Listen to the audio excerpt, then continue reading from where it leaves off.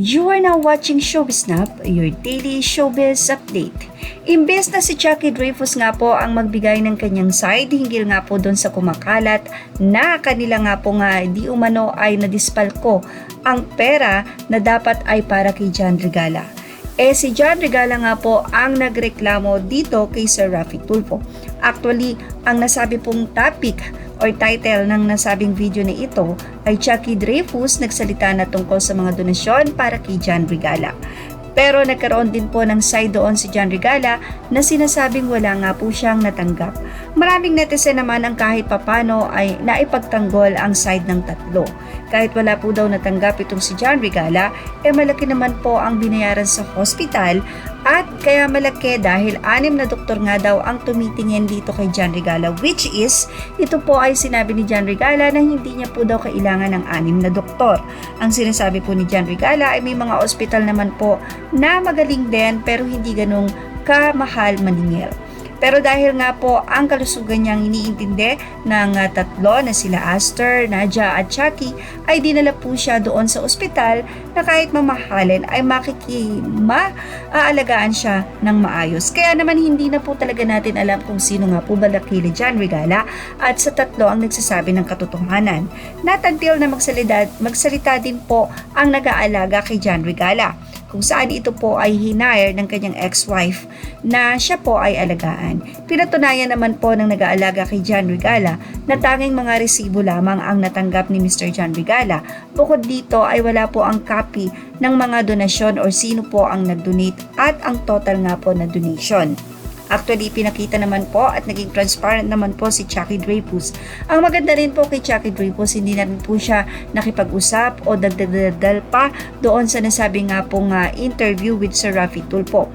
At meron na rin po na isa nga pong kumbagay assistant ni John Regala na si Teddy or Mr. Teddy na binigyan ng lahat ng resibo pero hindi nga po ibinigay ito kay John Regala. At meron nga po siya mga complaint pa sa kanya nga po siguro ay masasabi nating inaalagaan or kahit papano ay sir dahil po siya ay assistant. So ibig sabihin lahat po ng nanggagaling na donasyon or sa kanya po bumabagsak dahil nga po hindi naman agad-agad maibibigay kay John at ito ay may sakit at hindi maaaring pwedeng basta-basta na lang din puntahan dahil nga po sa pandemic na kinakaharap ngayon ng bansa natin.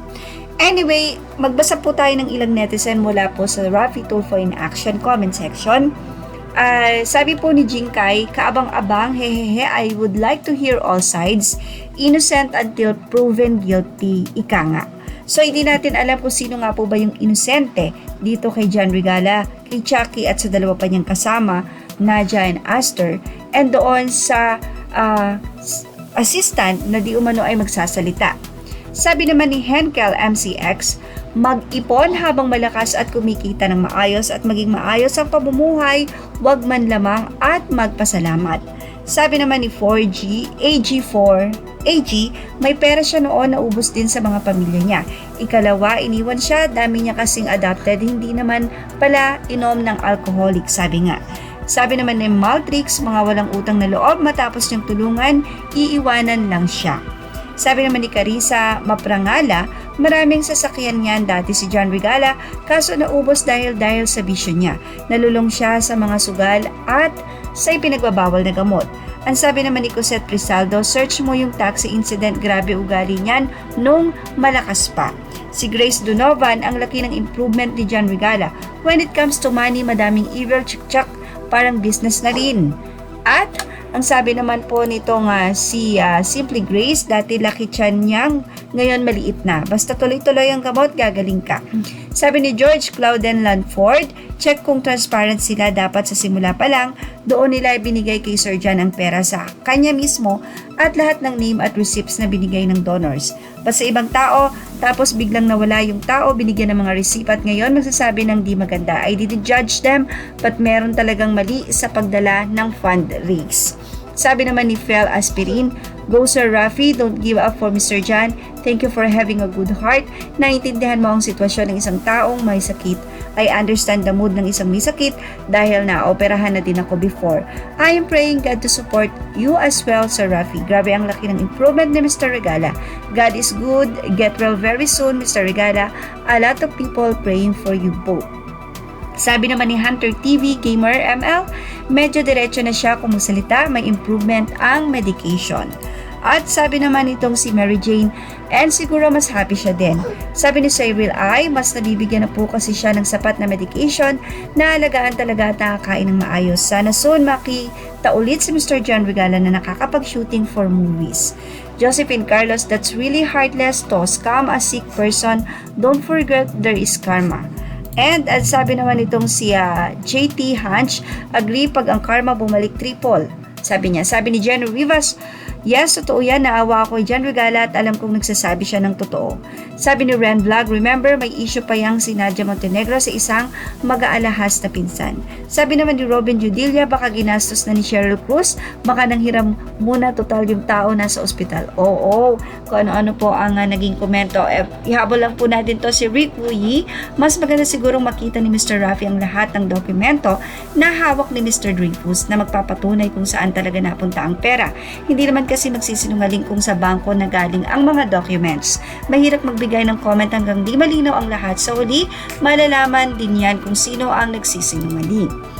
Well, sabi ni YouTube All Day, sinabi na meron daw sa envelope na galing sa bangko, 115,000 from BDO, so nagsasabi ng totoo si Chucky.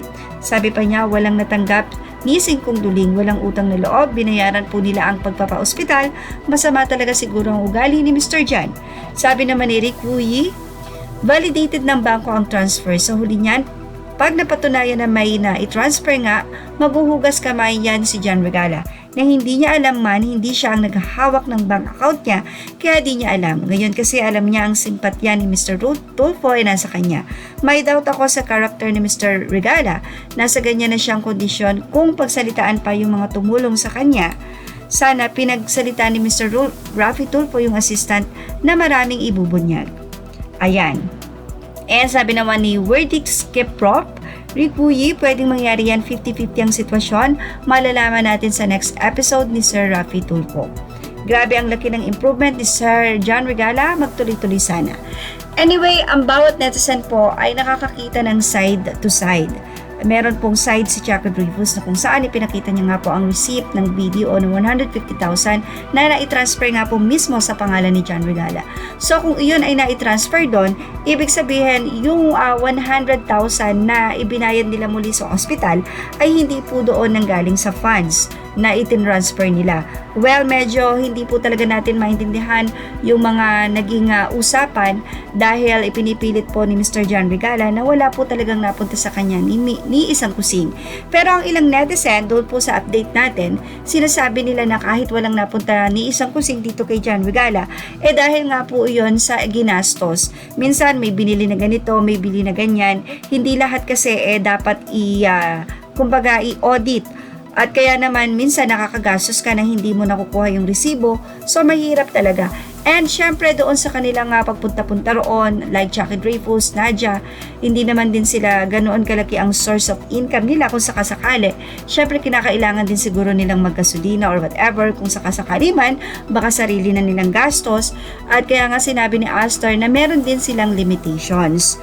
Siguro hindi lang talaga nagkaintindihan dahil kung sila nga daw ang masusunod, ayaw pa nilang lumabas itong si Jan sa hospital, which is iba naman po ang parang nasa isip ni Jan Regala na parang ang lumalabas nga po ay pinagpeperahan pa siya ng 3, parang ganon. Pero dapat maging transparent na lang, tulungan. And for Chucky, ganon, ilabas na lang kung ano ba talaga yung natira sa kanila at yung deduction or kung ano pa man, kasi minsan i-consider din natin na nagugutom din na yung 3 na nag-asikaso or something na meron silang kinuha dun sa funds na syempre hindi na nila kagad napalitan or whatever.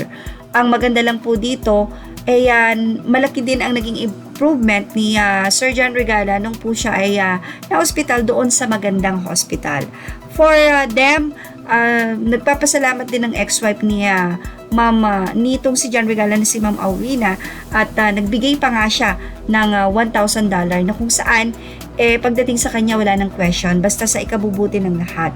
Sana nga hindi na to lumala, lalo na't lalabas nga po daw yung second na magsasabi na ito nga po yung si Teddy, yung assistant ni John Regala, pero ito po ay mukhang in favor nila Chucky Dreyfus. Ang iba ay naniniwala na may connivance, na merong sabwatan between Chucky, Nadia Astor and the assistant. Pero nang makita at mapanood natin ang video, nakita natin kung gaano ka-humble si Chucky Dreyfus at tinatanggap niya lahat ng salita ni Sir John Regala. Maaring masama ang loob niya dahil kumbaga parang dapat hindi na sila pumasok sa ganyang sitwasyon, nagkaroon pa sila ng problema. Maraming netizen ang sumisisi pa sa kanila na naging maayos na nga sana kay Sir Raffy Tulfo, ito na ang tutulong, pero dahil umeksena nga po daw silang tatlo tapos biglang iiwan sa ere at hindi pagtsatsagaan, kaya ganyan yung nangyari. Well, tignan na lang po natin ang mga susunod na araw, pero naniniwala ako na kayang-kaya po yung ayusin ni Sir Raffy Tulfo na magkatapatawaran at baka nga po maging maayos pa at continuous ang maging pagtulong nila Chucky, Astor at Nadia dito kay John Regala. Yun nga lang talagang intindi at kung ano pa man ang iniisip ng bawat isa, linisin natin ang ating mga isip at magdalanginan. So yan po ang ating Showbiz Snap Update. Ano po masasabi nyo sa ating article na ito? Iligay lamang po ang inyong opinion sa ating comment section dahil ito po ay mahalaga sa amin. And thank you for watching Showbiz Snap.